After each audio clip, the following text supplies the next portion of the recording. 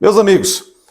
hoje vamos abordar um pouco, rapidamente, analisar esse contexto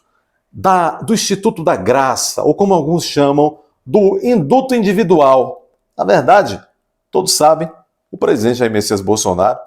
ainda ali em abril de 2022, último ano de seu mandato, no dia mais especificamente, dia 21 de abril de 2022, o presidente Bolsonaro, em obediência e, a meu ver, enquanto advogado criminalista e também estudioso do direito constitucional, o presidente Bolsonaro, dia 21 de abril de 2022, ele, em obediência estrita, sem exorbitar, sem sair, como ele dizia, das quatro linhas da Constituição, ele,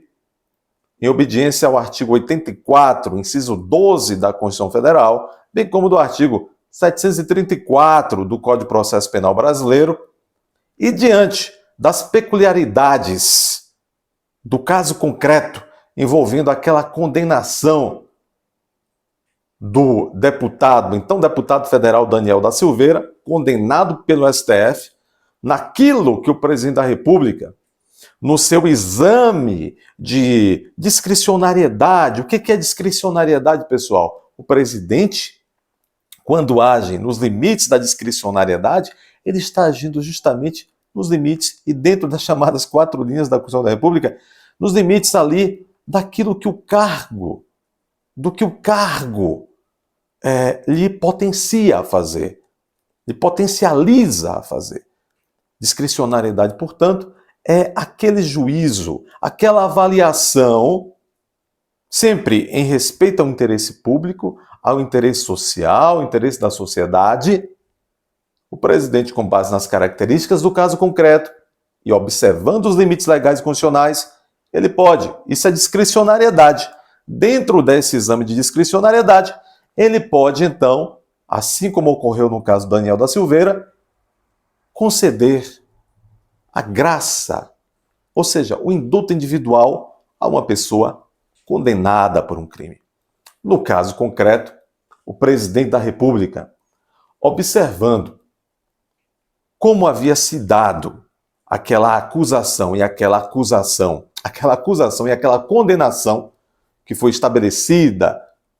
determinada, imposta pelo Supremo Tribunal Federal a Daniel da Silveira, o presidente, mesmo certamente não concordando com as palavras,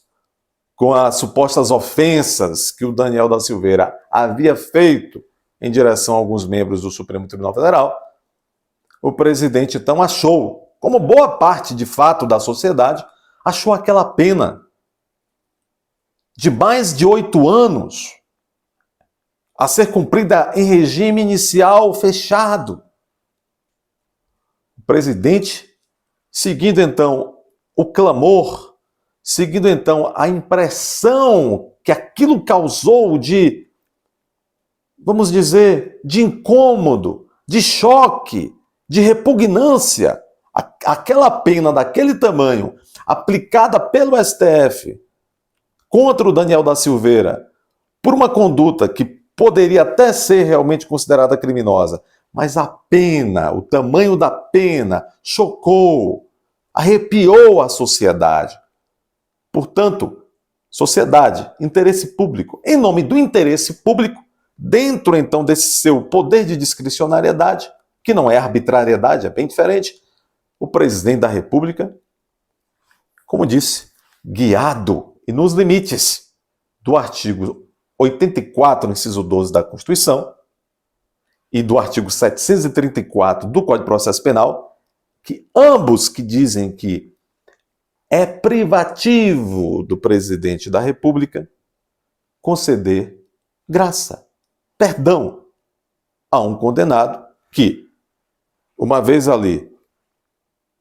objetivamente, demonstrado que o presidente da República não extrapolou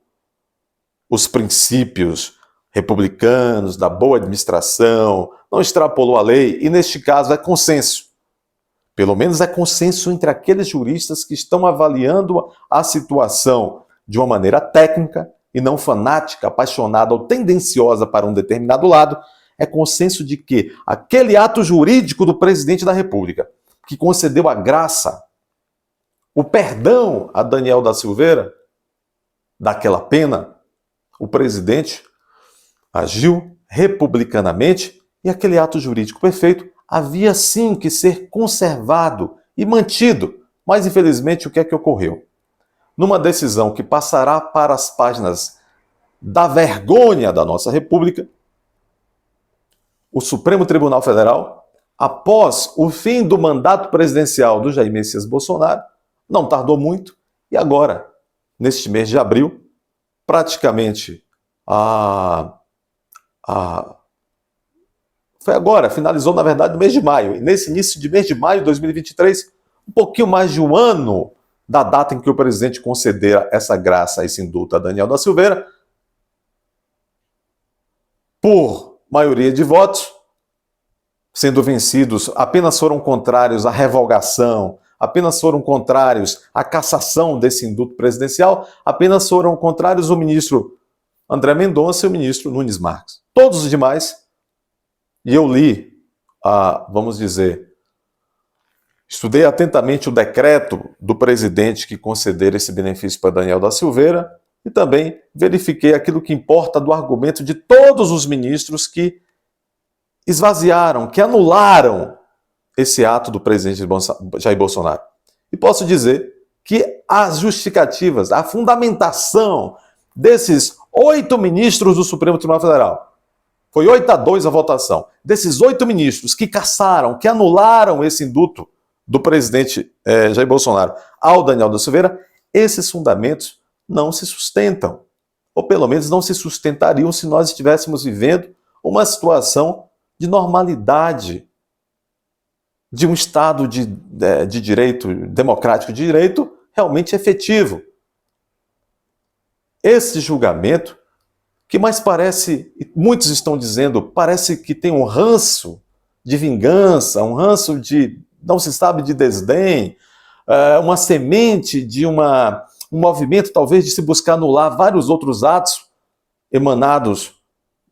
da presidência da República, quando estava encabeçada pelo Jair Messias Bolsonaro. Um julgamento e uma decisão pela anulação, pela cassação do indulto individual, indevido, contrário ao bom direito, contrário à interpretação mais consentânea e mais saudável da Constituição Federal, e, portanto, que até aqueles, um ou outro jurista de grande porte, vamos assim chamar, que não vieram a público para denunciar esse descalabro que foi essa decisão do Supremo, a história os colocará num lugar de vergonha. Eu não tenho a menor dúvida. Muitos deles, inclusive, em pouco tempo terão que estar rasgando aquilo que escreveram em seus livros de direito constitucional, de direito processal penal e até direito administrativo. Oxalá, tomara seja, que nós consigamos superar isso. Consigamos superar esta fase ébria, por assim dizer, das nossas instituições. Essa foi a reflexão de hoje.